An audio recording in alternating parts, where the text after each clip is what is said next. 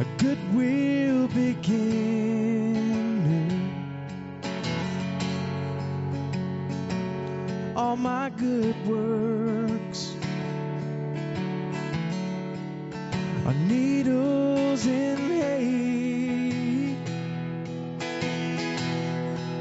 and I try to do right based on my own sight,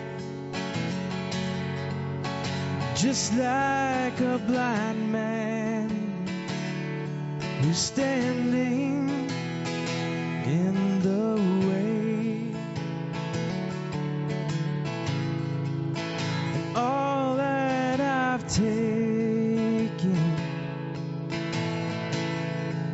it was sadly mistaken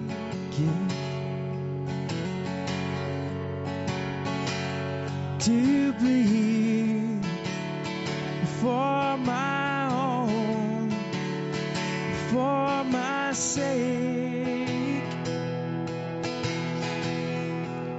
Now everything I have was stolen or borrowed. All that I've taken is much more than I can take.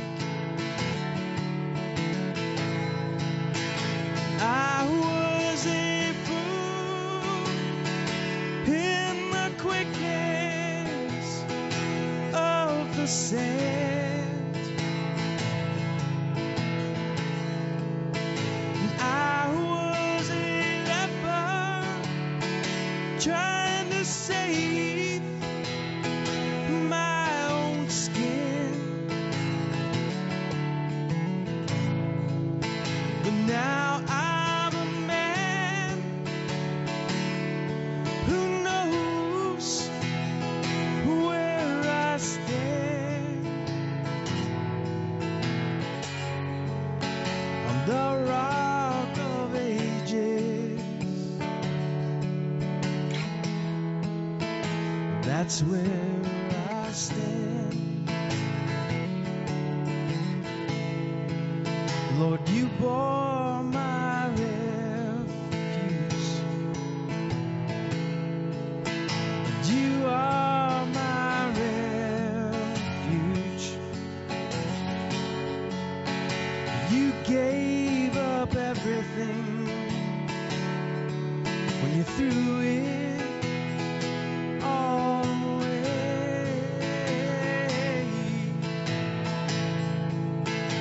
You gave me life new.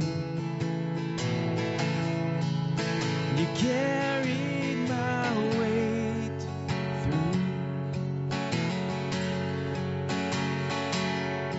the evening to the morning and to the day. I was a fool in the quickness of the sand. I was a leper trying to save my own skin. But now I'm a man who knows where I stand on the rock of ages. Jesus, that's where I stand.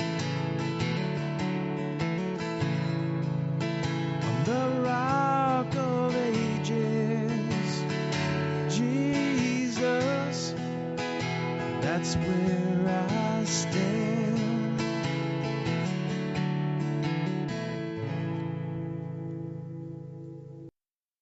I am a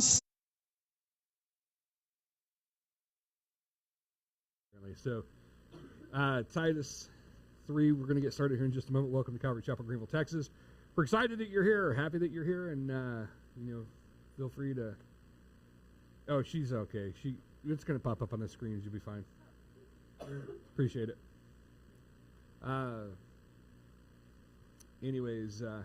So we are having a wonderful time. You know what? You just spread them out ahead of time, and it makes anyway. I've grown up a lot though, because it used to be cough, cough, cough, crinkle, crinkle, crinkle all the way through, and now I can focus. All right, things that are coming up. Fellowship meal in January. Guess what we're doing? Nothing, man. We're going to do the sabbatical for the fellowship meal. And you're thinking, wait a second, we're out of that? Yeah, this go right, not purple. And the suggestion always comes up.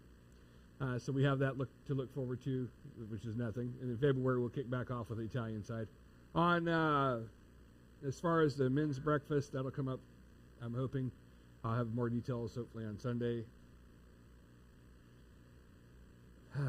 Women's ministry, Bible study stuff, Tuesdays at 5:30. You can only make one more before you go back to Indianapolis, right? Seems that way. That's every Tuesday night at 5:30. And then men's prayer every Friday morning at 6 a.m. Tony, have I ever told you about that? I did? Okay, I was just wondering about that. It's like 6 a.m. is too early. Actually, we might have to do it in an apartment complex this week. I don't know. I'm on fire watch, which is a weird situation. When we're done here, I got to go and do that. So those are the things that are coming up, right? Anything that I'm missing? So there we go. We're good. All right. Like I said, we're in Titus chapter 3. This ends. We're going to end up in the book, or we're going to end the book of Titus tonight, and then of course next week is the first Wednesday. So that's a given. And then after that, I'll tell you. But we're going to rotate back to the Old Testament on Wednesday nights, and Sunday mornings we're finishing up Genesis, and we're going to rotate back. And now somebody had said, "Hey, why don't we start the book of Luke?" Right? I can't remember who that was, but I think it was James. But and he just got back from Missouri, so he's whoop tired and all that stuff. But anyways, I recalled, and I was like, because we lost half of our database, or actually more, like 80% of our database at some point in changing all the website stuff around, and who knows what happened with that. What an annoying time. But I was like, you know what? Actually, I taught through Luke right before I taught through the book of Acts, and so we're going to move to Mark instead. So in case you were getting excited about, all right, it's going to be Luke. No, it's not. Sorry, I'm trying to be even keel about it. Now, for those people who, some have been here longer than others, and some were here through the teaching of Luke and probably could have reminded me. But anyways, so yeah, here we go. So anyways, tonight we're going to finish up in the book of Titus. Now, I'm not going to read ahead because we're going through all 15 verses tonight. There are basically 3 sections of this. We're going to see some interesting bits and pieces, but we're also going to look at the kind of the closeout of the letter. Very short letter anyways. And so if you recall, excuse me.